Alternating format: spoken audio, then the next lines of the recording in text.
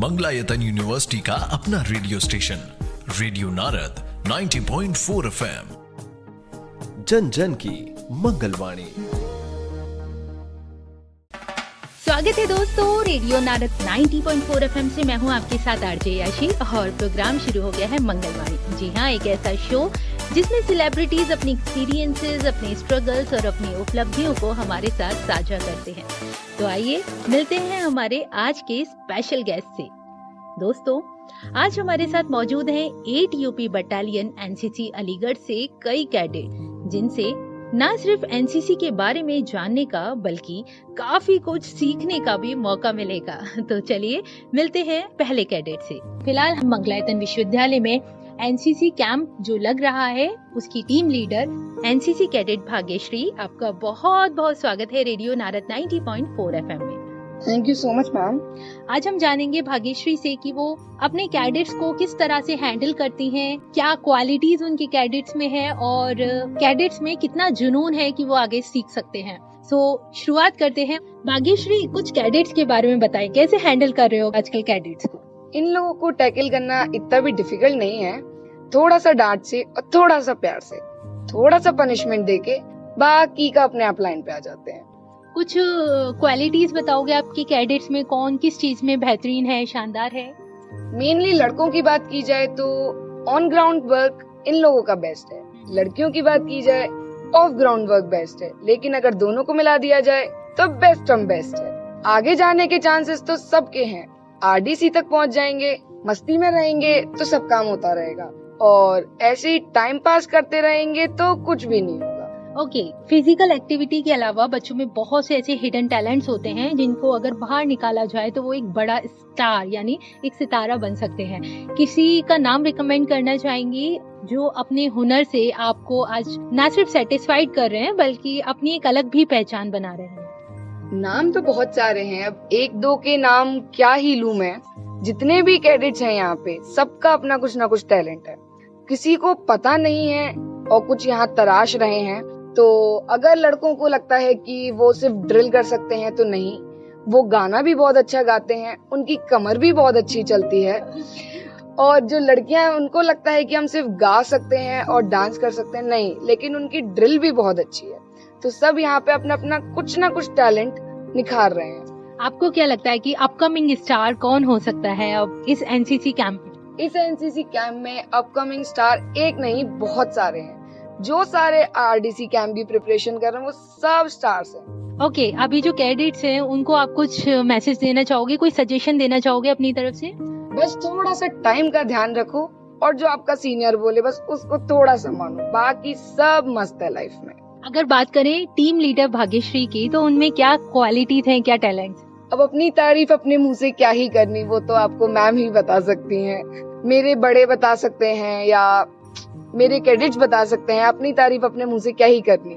Okay, जो इस समय आपको श्रोता सुन रहे हैं, या तो वो एनसीसी कैंप में आना चाहते हैं या फिर बात करें उनके ड्रीम्स की, वो किसी भी तरह अपनी ड्रीम्स को फुलफिल करना चाहते हैं, या उनके जो पेरेंट्स हैं इस समय आपको सुन रहे हैं, ओवरऑल एक मैसेज की बात करूं तो क्या कहना चाहोगे? एनसीसी बहुत अच्छी जगह है, अगर आप चाहते हैं तो अपने बच्चों को ज्वाइन करा सकते हैं। फ्यूचर बहुत ब्राइट है इसमें, आपका हर जगह बेनिफिट है, हर चीज में बेनिफिट है, गवर्नमेंट जॉब, यूनिवर्सिटी एडमिशन, हर जगह।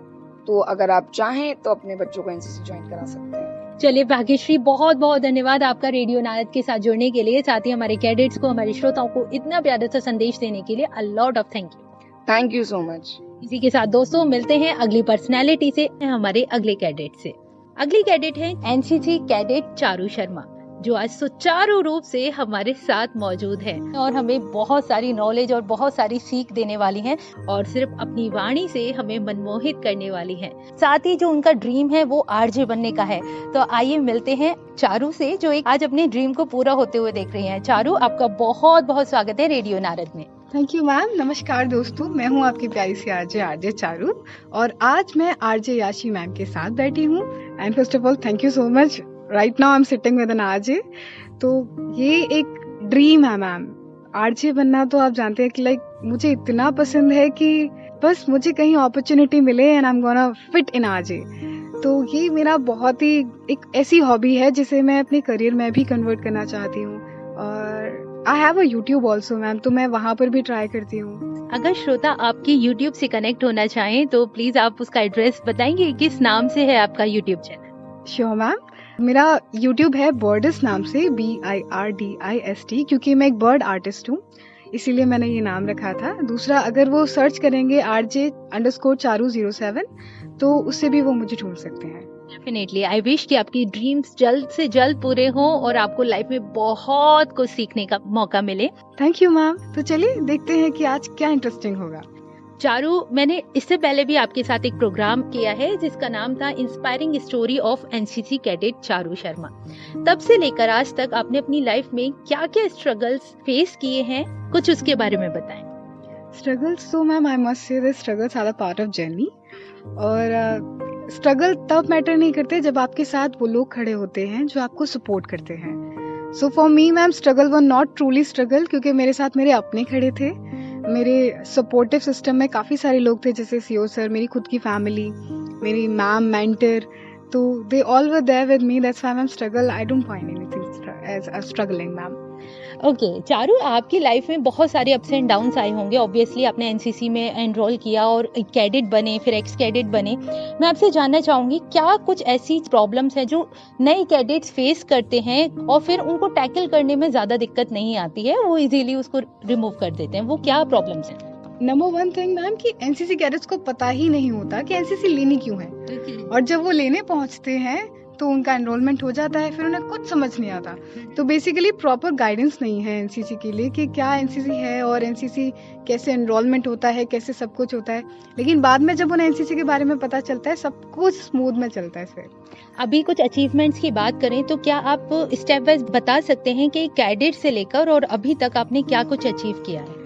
एब्सोल्यूट मैम, 9 कैंप्स होते हैं। तो सबसे पहले इंटर बटालियन से लेके आरडीसी पहुंचे, आरडीसी के बाद वाईईपी किया मैम, जहां पर आप एक कैडेट यूथ एम्बेसडर के तौर पे अपने नेशन को दूसरी कंट्री में रिप्रेजेंट करते हैं। ओके, अभी आपने परेड भी किया हुआ है जो कि प्रेसिडेंट ऑफ इंडिया के सामने किया था। कैसा एक्सपीरियंस था और आपको कितनी खुशी हुई वो करने पे? बहुत ही ब्यूटीफुल एक्सपीरियंस था मैम। इवन जब आप देखते हैं खुद को टीवी पे तो वो बहुत अच्छा लगता है। ओके चारू, जैसे आप एक लड़की हैं तो एक लड़की के तौर पे बहुत सारी एक्स्ट्रा एफर्ट डालने पड़ते हैं अपने करियर को बनाने के लिए। तो मैं आपसे जानना चाहूंगी, एज अ फीमेल क्या कुछ एक्स्ट्रा स्ट्रगल आपको भी करना पड़ा इस लाइन में अपने करियर बनाने के लिए? To be honest ma'am, I belong to a really good family जहाँ पर ऐसे लड़कियों को रोका टोका नहीं जाता। तो आई am so blessed that I have a brother जो मुझे बहुत सपोर्ट करते हैं और बाहर जाने की भी इजाज़त है। तो उसके लिए मैम ऐसे लड़की होके मुझे कोई प्रॉब्लम नहीं हुई। Even specially my brother were like कि तुम करो ना, हम हैं। I am truly blessed to have a brother जो कि मेरी स्ट्रेंथ है, और उन्हीं की वजह से मैम मैं ये सब कर पाई। And I am so blessed. उन्होंने कहा कि तुम करो, हम हैं ना। बिल्कुल चारू, और ऐसे भाई आई विश सभी के पास हो। फिर भी हम आपसे जानना चाहेंगे, कौन कौन है आपकी फैमिली में? Ma'am in my family I have my father, my brother and I have 2 sisters and both are married. Okay, और इतना कुछ आपने अपनी लाइफ में अचीव किया है, तो मैं आपसे जानना चाहूंगी कि आपकी इंस्पिरेशन कौन है और आप किसको ये क्रेडिट देना चाहेंगे?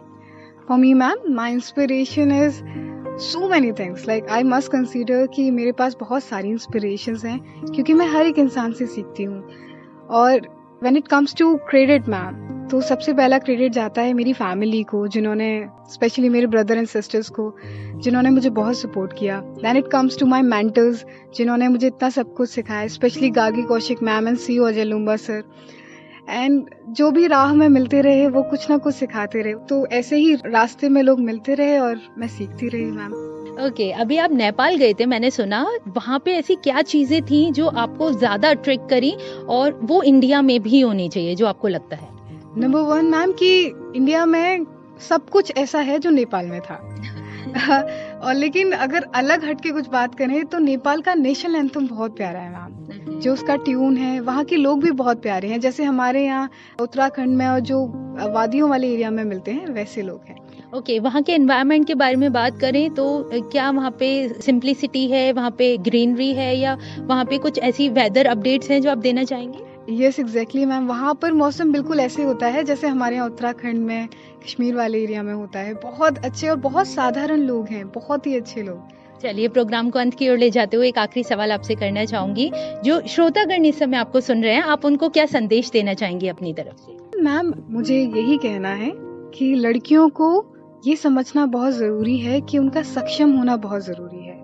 सारी चीज़ें तो साथ में चलती रहती हैं, लेकिन उनका पढ़ना और उनका कुछ बनना बहुत ज़रूरी है। जब उन्हें ये समझ आ जाएगा तो आधे से ज़्यादा प्रॉब्लम्स खत्म हो जाएंगी। जो भी लोग मुझे सुन रहे हैं, वो जो भी करना चाहते हैं, जितना भी टाइम लेना चाहते हैं लें, पर करें ज़रूर और कुछ ना कुछ ज़रूर बने।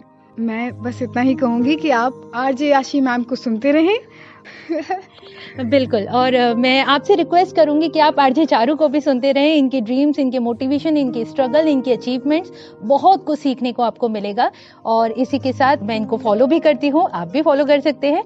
और फिलहाल अब वक्त हो गया है, मिलते हैं हमारे अगले कैडेट से, जिनकी आवाज और पर्सनैलिटी में है दम और करेंगे दुश्मनों को खत्म। जी हाँ, मैं बात कर रही हूँ कैडेट शिवम की, जो कि आज हमारे साथ मौजूद हैं। शिवम, आपका बहुत बहुत स्वागत है रेडियो नारद में। Thank you ma'am. शिवम, आपने अपनी लाइफ में बहुत सारा डिसिप्लिन सीखा है, बहुत सारी मार्च की है। मैं आपसे जानना चाहूंगी, डिसिप्लिन जो हमें एनसीसी में सिखाया जाता है और संस्कार जो हमें परिवार से मिलते हैं, दोनों को सीखना कितना इम्पोर्टेंट है और क्यों इम्पोर्टेंट है? डिसिप्लिन सीखना इसलिए इम्पोर्टेंट है, हम कहीं बाहर जाते हैं तो वहाँ पे हमारे को कैसे रहना है, किस हिसाब से किसी से बात करना है, नहीं किसी से झगड़ना है। डिसिप्लिन इसीलिए ज़रूरत है। और संस्कार वो हमारे घर से मिलते हैं, माता पिता सिखाते हैं कि बड़ों का सम्मान करो। अगर तुम किसी का सम्मान करोगे, वो भी तुम्हारा सम्मान करेगा। मैम, इससे हमारा कोई जूनियर देखेगा, कोई भी अदर देखेगा, तो हमारे थ्रू हमारे पेरेंट्स की डालता है कि किस हिसाब से ठीक है, पेरेंट्स कैसे हैं उसके, कि उसको सीख दे रहे हैं कि नहीं दे रहे हैं। बिल्कुल, तो अच्छे रिजल्ट मिलते हैं और कहीं ना कहीं हम इंस्पिरेशन बन जाते हैं अपने जूनियर्स के लिए। इसी के साथ मैं आपसे जानना चाहूंगी, जब आप मुझसे लास्ट टाइम मिले थे तो आप एक कैडेट की श्रेणी में थे, अभी आप एक्स कैडेट बन चुके हैं। दोनों रिस्पॉन्सिबिलिटीज में क्या फर्क आया है और अब आप क्या प्रोग्रेस आप कर पाए हैं? मैम, एज अ कैडेट तो हमारे को मैम, जैसे और भी हमारे कैडेट्स हैं, जूनियर्स हैं, वो कैंप कर रहे हैं, हमारे को सभी काम करना पड़ते हैं। फायरिंग वगैरह है, ड्रिल भी है, हमारी क्लास भी चलती है। अब हम हो गए एक्स कैडेट, तो हमारे लिए बुलाया है कि बच्चों को ट्रेन करना है, डिसिप्लिन सिखाना है, ये सब है। तो हमारे इससे ये मिलता है कि बच्चे हमारे से इंस्पिरेशन लेंगे कि हम आगे चल के अपने सीनियर की तरह बनेंगे, कि हमारे को भी बुलाया जाए, जैसे हम इनको सम्मान दे रहे हैं, हमारे को भी सम्मान दिया। ब्यूटीफुल, बहुत ही अच्छा आंसर दिया आपने। इसी के साथ मैं आपसे जानना चाहूंगी, एनसीसी में बहुत सारे डिसिप्लिन सिखाए जाते हैं, तो ऐसी क्या क्वालिटी है जो हर ह्यूमन बीइंग में होनी चाहिए, चाहे वो फिर एनसीसी हो या ना हो? मैम, यूनिटी होनी चाहिए मैन, और मैम डिसिप्लिन तो होना ही चाहिए। आते जाते कहीं भी एज अ सिविलियन आपको अलग दिख जाएगा कैसा है। एज अ गवर्नमेंट या डिसिप्लिन बंदा होगा तो वो मैम जैसे एज अ आर्मी सोल्जर वो आपको अलग दिख जाएगा कैसे चल रहा है, किस हिसाब से बात करना, ना किसी से बात करना ज्यादा। आप एक कैडेट रहे हैं तो डिसिप्लिन आपका दायरा बहुत अच्छा रहा है और इस पे आपको काफी फोकस करवाया गया है, लेकिन सोशल मीडिया एक ऐसा डिस्ट्रैक्शन है जो हर स्टूडेंट की लाइफ में आता है। आप उसको कैसे टैकल करते थे? हमारे को मैम कैंप में जाते तो मैम फर्स्ट डे ही फोन जमा कर लिए जाते हैं कि 10 दिन आपको नहीं मिलेगा, बट शिव सर के कहने पे 2 घंटे के लिए शाम को मिलता था कि घर वालों से बात कर लो, जो भी है तुम्हारे काम वो कर सकते हैं। तो ऐसी सिचुएशन में कभी आपको लगा कि यार गलत फंस गया या अरे कहाँ आ गया? मैम, ऐसा बहुत बार हुआ है, मन नहीं लगता है, फोन होता है तो हम टाइम पास कर लेते हैं, कुछ भी कर लेते हैं, लेकिन फोन जमा हो गया, क्या करें, दोस्तों के सब सो रहे हैं या कोई एंजॉय ऐसे कर रहा है। इसका कोई बेनिफिट आपकी लाइफ में देखने को मिला? मैम, इससे मैम ये होता है कि सोशल मीडिया से हम जितना दूर रहेंगे, ऐसा जरूरी नहीं है सोशल मीडिया से दूर रह के हम कुछ कर सकें। सोशल मीडिया पे भी बहुत अच्छी अच्छी चीजें हैं, बट हम क्या देखते हैं, रील्स देखते हैं, कुछ एक्स्ट्रा चीज देखते हैं, तो हमारी पढ़ाई की चीज देंगे तो हम आगे बढ़ेंगे, नहीं देखेंगे तो कहाँ से बढ़ेंगे। डिपेंड ये करता है कि आप क्या कंटेंट देख रहे हैं। Yes ma'am. ओके, अभी आप कुछ टिप्स देना चाहेंगे जो स्टूडेंट्स आपको सुन रहे हैं उनके लिए, जिससे वो अपने करियर में आगे फोकस भी कर सके और आपकी बातों से मोटिवेट भी हो? मैम, ये है कि फिलहाल वो अपनी पढ़ाई पे पूरा ध्यान दें, अदर किसी भी चीज पे ध्यान ना दें, क्योंकि धीमे धीमे कंपटीशन बहुत बढ़ता जा रहा है। पूरा फोकस अपनी पढ़ाई पे। Thank you so much Shivam, ना सिर्फ आप रेडियो नारद से जुड़े बल्कि इतना सारा ज्ञान भी आपने हमारे श्रोताओं के लिए दिया और बहुत अच्छा लगा आपसे मिलके। एंड आई विश आपकी ड्रीम्स जो हैं वो जल्द से जल्द पूरे हों। Thank you so much. Thank you ma'am. इसी के साथ दोस्तों अब मैं लेती हूँ आपसे विदा, फिर मिलते हैं मंगलवाणी के अगले एपिसोड में नए मेहमानों के साथ। तब तक के लिए मुझे यानी आरजे याशी को दें इजाजत। रेडियो नारद 90.4 FM, जन जन की मंगलवाणी। Stay tuned.